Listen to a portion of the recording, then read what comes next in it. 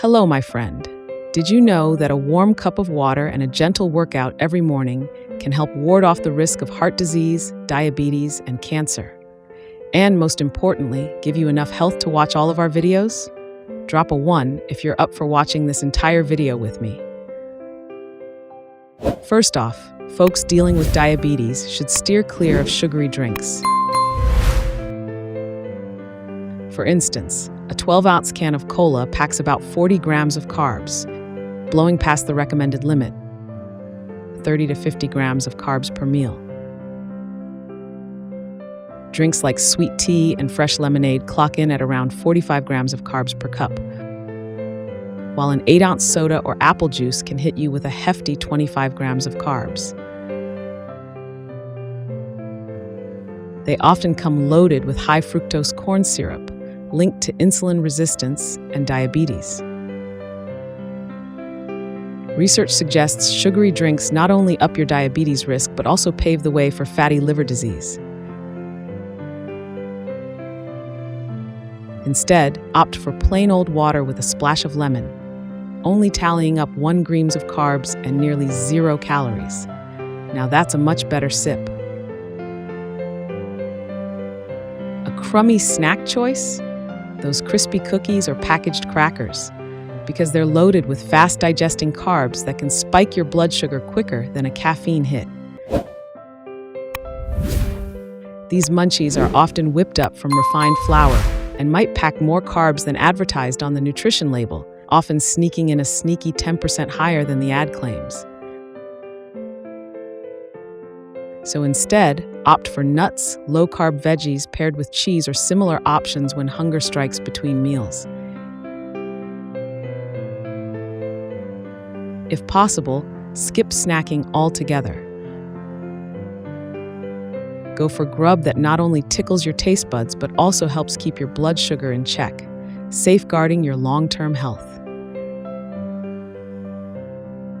Metabolized fats are a serious menace, cooked up by adding hydrogen to unsaturated fats, lurking in vegetable oil, peanut butter spreads, cream, frozen meals, and baked goods like cookies and pastries.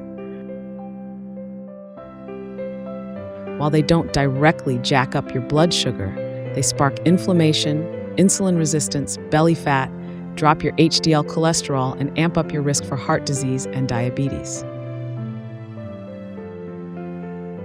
What's eyebrow-raising is how manufacturers use metabolized fats to stretch out a product's shelf life. To spot them, steer clear of anything labeled partially hydrogenated in the ingredients list. White foods like pasta, rice, and white bread come with a hefty glycemic index, spelling trouble for both type 1 and type 2 diabetics. Bread, bagels, and all those refined flour goodies, gluten-free or not, can send your blood sugar levels on a roller coaster ride. Studies show that folks with type 2 diabetes experience a brain-power dip post-carb feast. What's intriguing is how in Italy, they go for high-fiber ingredients, cook with olive oil, and keep up their lively lifestyle, helping torch those carbs.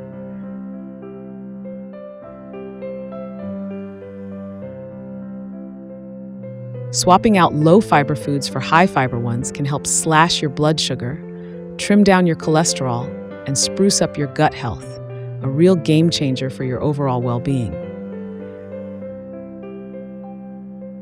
Folks dealing with diabetes should skip the cereal for breakfast.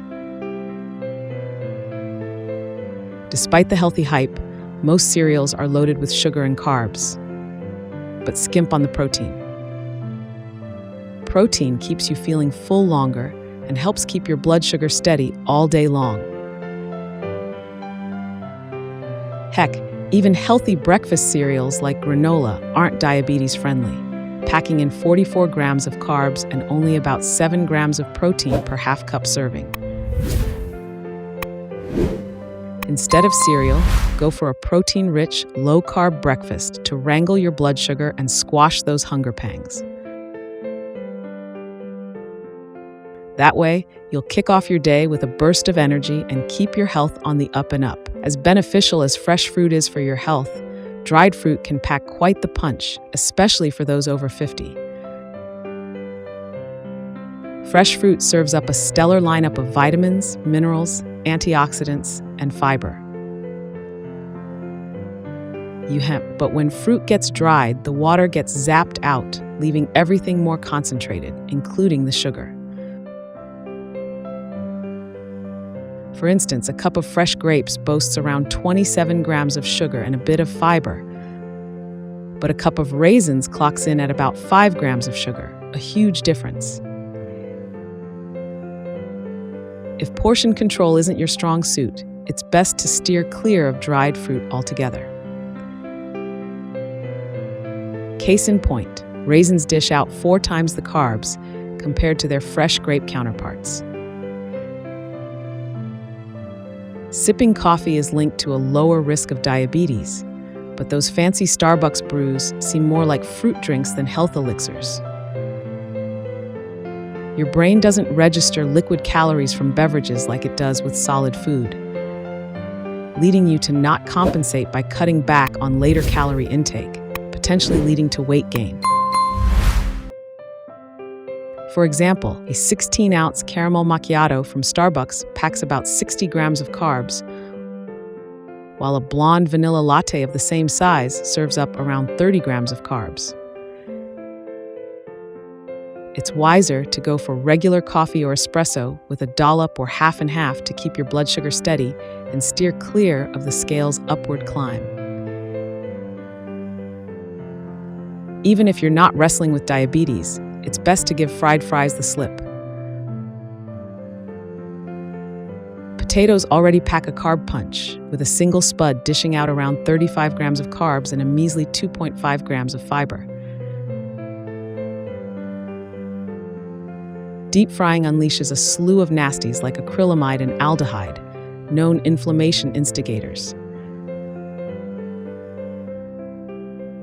Research links chowing down on fried fare like fries to heart disease and cancer. Instead of ditching them altogether, sweet potatoes are the smarter choice.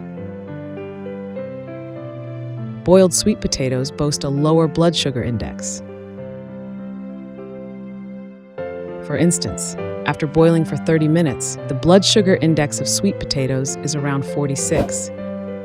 But after just 8 minutes, it's a whopping 61. Now that's a starchy showdown worth considering. Folks with diabetes can still get in on the yogurt action, but they shouldn't be reaching for the fruity flavors. Flavored yogurt packs a sugary punch, with about 60% of the calories in a cup coming from sugar. Instead, I'm all about that non-fat Greek yogurt, especially the smooth operator Phage brand. And here's a tip: frozen yogurt. Some folks think it's a healthier swap for ice cream, but sometimes it's packed with even more sugar. Opt for plain yogurt over the sweet stuff. Sugar-free yogurt has less sugar and fewer natural carbs, helping wrangle your blood sugar, cholesterol, and overall health into shape. Natural sugars like the ones found in candies or cookies are pretty much as sweet as white sugar.